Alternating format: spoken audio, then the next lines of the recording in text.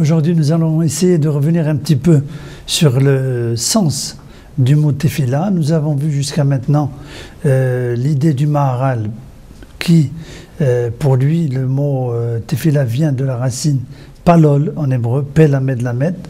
Et pour lui, cette racine se rattache au mot penser. C'est-à-dire qu'en fait, la prière, ce n'est pas simplement une gesticulation des lèvres, mais c'est surtout la ferveur, l'intention qui est mise dans la prière.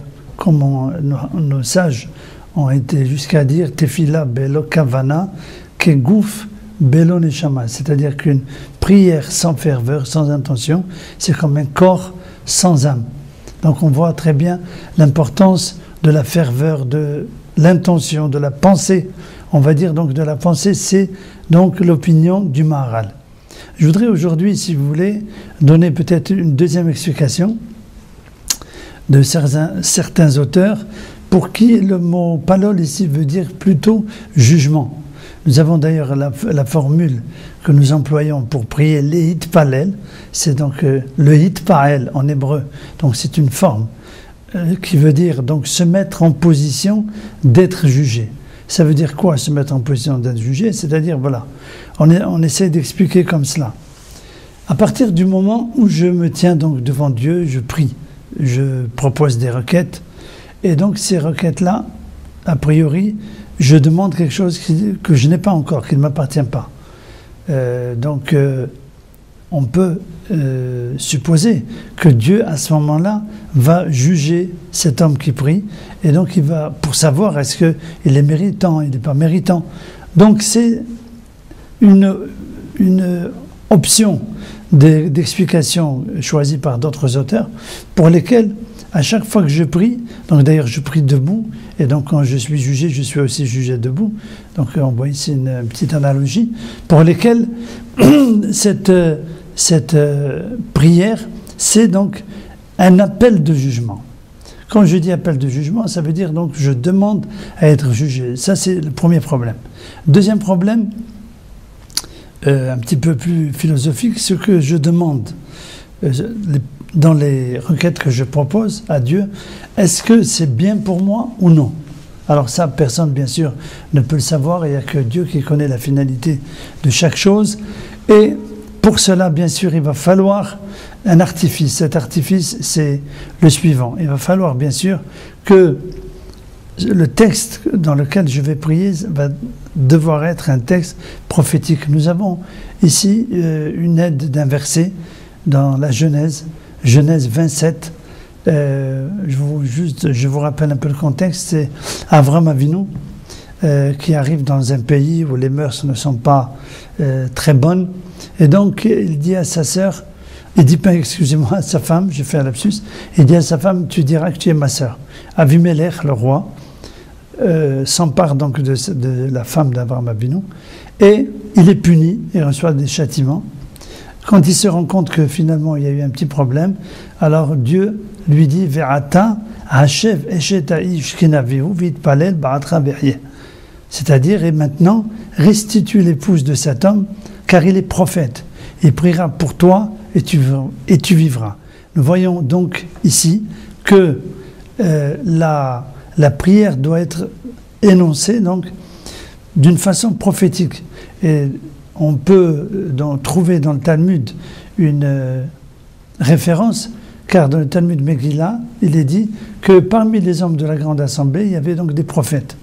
On a donc besoin d'un texte prophétique. Ce texte prophétique, c'est le texte donc de la Hamida, comme nous avons déjà expliqué, que ce sont les hommes de la grande assemblée qui ont rédigé eux-mêmes ce texte donc de la Hamida. Maintenant, bien sûr, on va se poser la question pourquoi il vaut mieux, selon Shulchan Aruch, prier en commun. Alors nous trouvons une référence dans Berachot 6a. On nous enseigne qu'Abba Binyamin a dit « Les prières des hommes ne sont entendues que si elles sont prononcées à la synagogue. » Ainsi qu'il est dit « Écoute le chant de louange et la prière. » Retrouvons, c'est un verset des Rois, 1 Roi 8, 28. C'est donc à l'endroit où l'on chante la louange qu'il faut prier. Rabin, fils de Ravada, dit au nom de Rabbi Tzhak, comment sait-on que le Saint béni soit-il est présent dans la synagogue? Parce qu'il est dit, Dieu se tient dans l'assemblée des juges. Psaume 82, 1.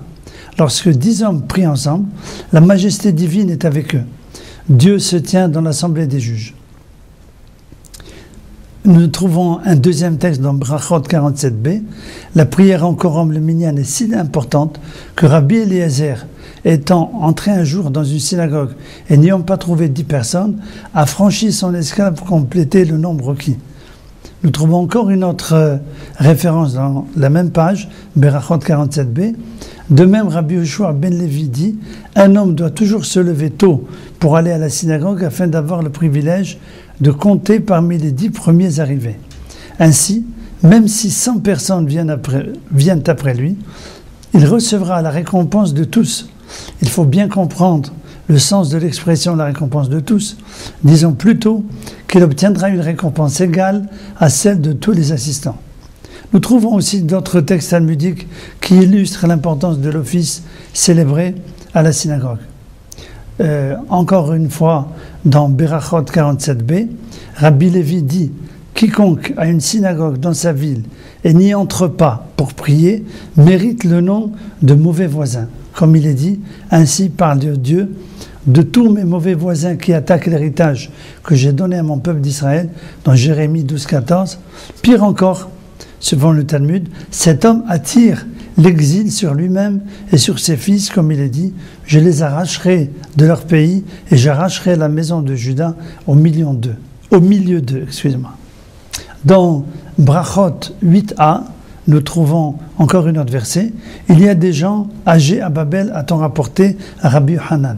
Cela le surprit et s'écria, il est écrit pourtant, vos jours et les jours de vos enfants seront multipliés dans le pays. C'est un verset de Deutéronome 11, 21. Dans le pays d'Israël, mais non ailleurs. Quand on l'informa que ces vieillards venaient régulièrement à la synagogue, matin et soir, il déclara, ah, j'ai compris maintenant. Voilà ce qui leur permet de vivre longtemps. Nous trouvons encore une autre référence dans Brachot 8a. Rabbi Yoshua ben Levi disait la même chose à ses fils. Priez matin et soir à la synagogue et vous vivrez longtemps.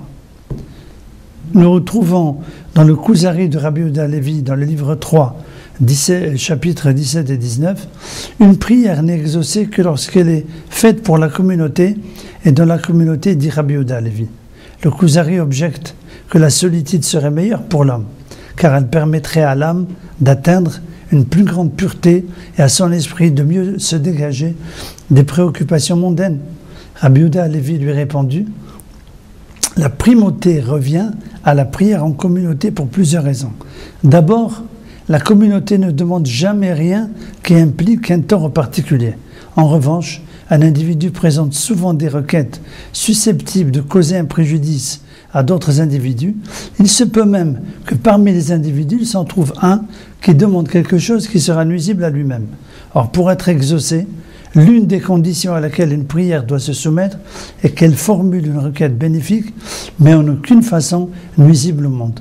De plus, la prière d'un particulier est rarement parfaite, sans omission et sans inattention.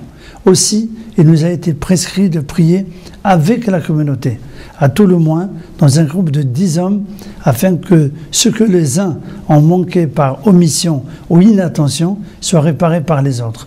Ainsi, une prière ne serait qualifiée de parfaite que lorsqu'elle est dite avec concentration par un ensemble d'hommes.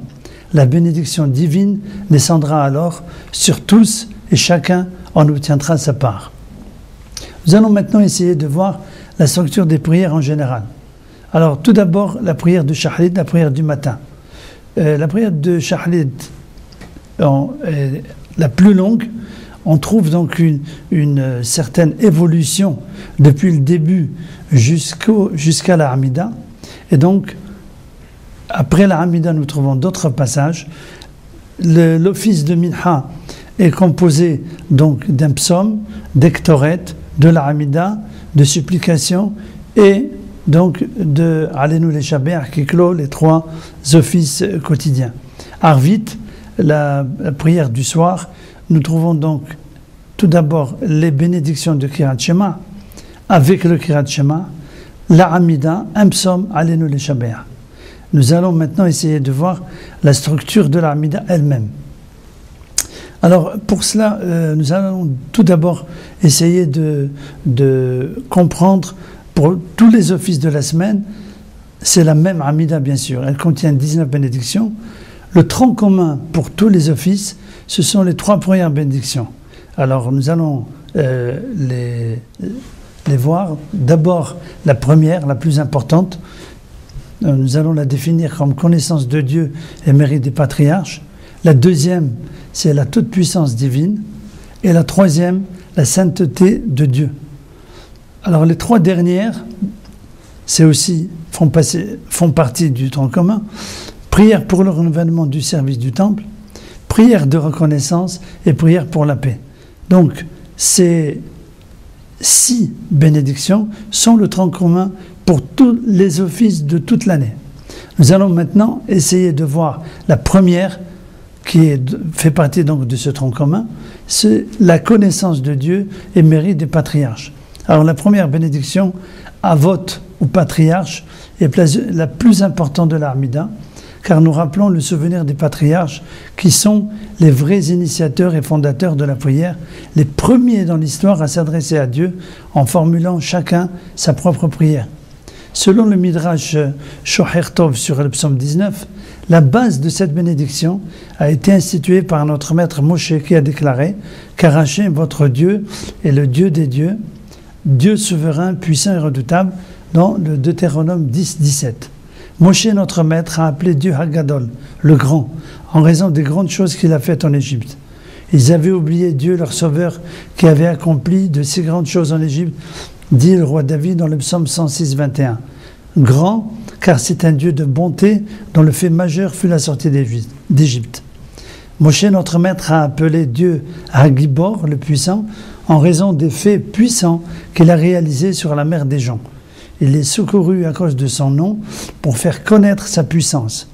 Il apostropha la mer des gens et elle se dessécha. Il leur fit traverser les flots comme une terre nue, dans le psaume 106, versets 8-9. Puissant, car c'est un Dieu de rigueur dont le fait le plus marquant fut la disparition des Égyptiens dans la mer. Moshe, notre maître, a aussi appelé Dieu Hanora, le redoutable, car il a érigé lui-même le Mishkan, à propos duquel le psalmiste déclare « Tu apparais redoutable, ô Dieu, du fond de ton sanctuaire » dans le psaume 68, 36. Dans cette première bénédiction doit être récitée avec la plus grande ferveur. Sinon, la Hamida perdrait tout son sens. C'est d'ailleurs la halakha dans le Shulchan Aruch, Orach Hayim 101, 1. Au commencement et à la fin de cette bénédiction, lorsqu'on dit Baruch Ata, on plie les genoux, on s'incline pour marquer sa soumission à Dieu, mais on se redresse aussitôt pour prononcer le nom divin. Cette première bénédiction s'achève par la mention bouclier d'Abraham, Magen Abraham, pour montrer le rôle capital qu'a joué Abraham, le premier homme, qui avec amour et bonté envers ses semblables a lutté contre le paganisme de toutes ses forces et a propagé le monothéisme à travers le monde. Alors Maïmonide, dans son Sefer Hamada, les lois sur l'idolâtrie chapitre 1, nous explique que l'erreur première des hommes de l'époque d'Enoch consistait à croire qu'il fallait honorer les astres et les constellations créées par Dieu pour diriger le monde et pour nous servir, et que telle était sa volonté. Il pensait qu'honorer les serviteurs du roi revenait à honorer le roi lui-même. Ils commencèrent donc à construire des autels, à offrir des sacrifices, à se prosterner et à glorifier les étoiles et les astres pour obtenir satisfaction de ces corps célestes sans pour autant nier l'existence de Dieu. C'était pourtant le principe même de l'idolâtrie. Plus tard, de faux prophètes commencèrent à représenter la forme de certains astres qu'ils avaient eux-mêmes inventés de toutes pièces. Ils ordonnèrent à leurs semblables de les servir et de les adorer, prétendant que le bien et le mal provenaient de ces représentations. Cet usage se propagea dans le monde jusqu'à faire oublier le nom divin qui ne fut plus connu que par une poignée d'hommes comme Hanoch, Methushelah, Noah, Shem, Ever. Mais Abraham, le pilier du monde, surgit dans l'histoire en provoquant une véritable révolution. Bien qu'il fût seul, cet homme parvint à remettre en question les fondements même de l'idolâtrie. car il était convaincu que le monde ne pouvait se mouvoir indépendamment et qu'il fallait admettre l'existence de Dieu. Après avoir reconnu son Créateur, il réfuta les thèses des idolâtres à Ur-Kasdim, sa ville natale.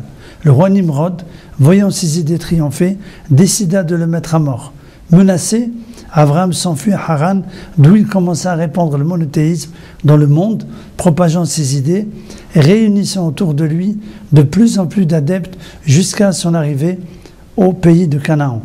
Nous allons, si vous voulez, maintenant apporter quelques extraits talmudiques et rabbiniques qui vont donc nous éclairer encore plus sur cette première bénédiction.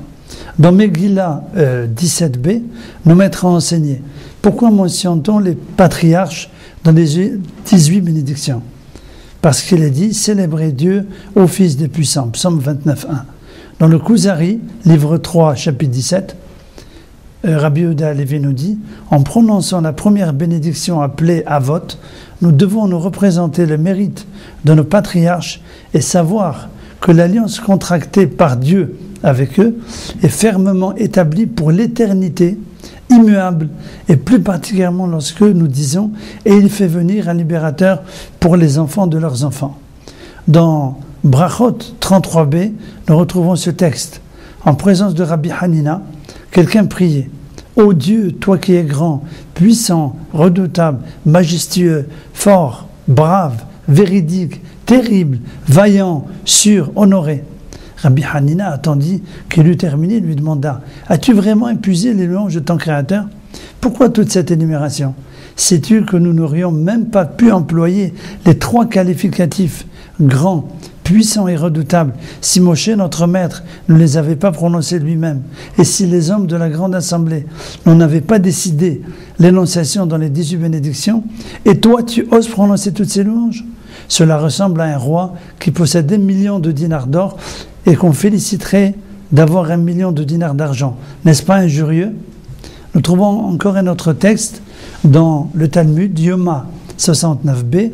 Rav Gidal dit au nom de Rav qu'Ezra a magnifié Dieu en prononçant son nom en 4 lettres, Yud-Ke Vav-Ke. Rav Matna dit qu'Ezra employait les mots Dieu grand, puissant et redoutable. Néhémie 9.32. Sur ce point, il est d'accord avec Rabbi Yehoshua ben Levi, car ce dernier a dit « Pourquoi les hommes de la grande assemblée sont-ils nommés ainsi ? Parce qu'ils rendirent sa gloire originale à la couronne. En effet, Moshe n'a-t-il pas dit dans la Torah « Le Dieu grand, puissant et redoutable » Deutéronome 10.17. Plus tard, le prophète Jérémie dira « Voici que les idolâtres ont dansé dans le temple. Où est donc la terreur que Dieu inspire ?» Il omit donc de prononcer le mot redoutable. Puis vint Daniel, le prophète Daniel, qui dit « Les idolâtres ont mené ses enfants en esclavage. Où est donc sa puissance ?» Et il omit de prononcer le mot puissant. Enfin, vinrent les hommes de la grande assemblée qui dirent « Tout cela, au contraire, prouve sa puissance et la crainte qu'il inspire. Car c'est bien par sa puissance qu'il a dompté sa colère et s'est montré patient envers les impies. C'est bien grâce à la terreur qu'il inspire qu'une seule nation, cernée par 70 nations, a pu survivre. » Nous trouvons encore un texte dans Maïmonide, le Guide des Égarés, 3e partie, chapitre 51, qui nous dit la chose suivante. Le degré d'élévation et de proximité de Dieu atteint par nos patriarches fut tel que c'est par eux que le Créateur a été connu dans le monde. Dieu d'Abraham, Dieu de Yitzhak et Dieu de Yaakov, tel est mon nom à jamais. Exode 3.15.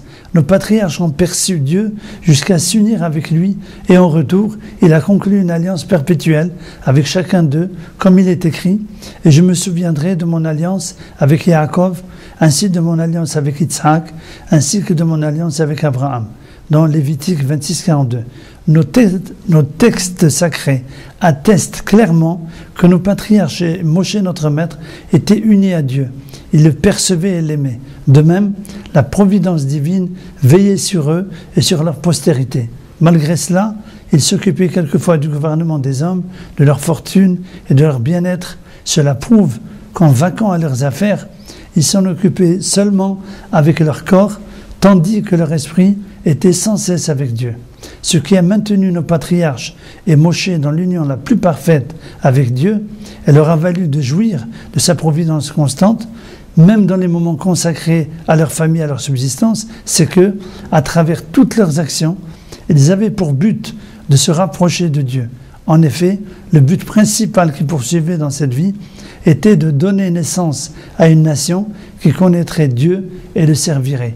Il est clair que tous leurs efforts tendaient vers cet objectif unique, répandre la croyance en l'unité de Dieu dans le monde et conduire les hommes à l'amour de Dieu. Nous trouvons encore un texte dans le Midrash sur le psaume 18-31. Les nations demandent « Pourquoi le Tout-Puissant donne-t-il sa préférence à Abraham et pourquoi l'a-t-il sauvé de la fournaise ardente, de la guerre des rois et de toutes les menaces qui pesaient sur lui ?» Et Dieu de répondre « Vous en reconnaîtrez la raison. Même si je lui ordonne de me sacrifier son propre fils, il m'obéit en toute confiance. C'est pourquoi je l'ai pris en lui disant « Je suis ton bouclier » dans Genèse 15:1. Ses descendants doivent quotidiennement se souvenir de cette sollicitude permanente au cours de leur prière, car Dieu est le bouclier de tous ceux qui cherchent la protection en lui. On comprend très bien maintenant pourquoi nous commençons donc la prière en disant « Eloké Abraham, Eloké Yitzhak, Eloké Jacob », car nous avons besoin de cette introduction pour pouvoir prier. Merci de votre attention et à bientôt.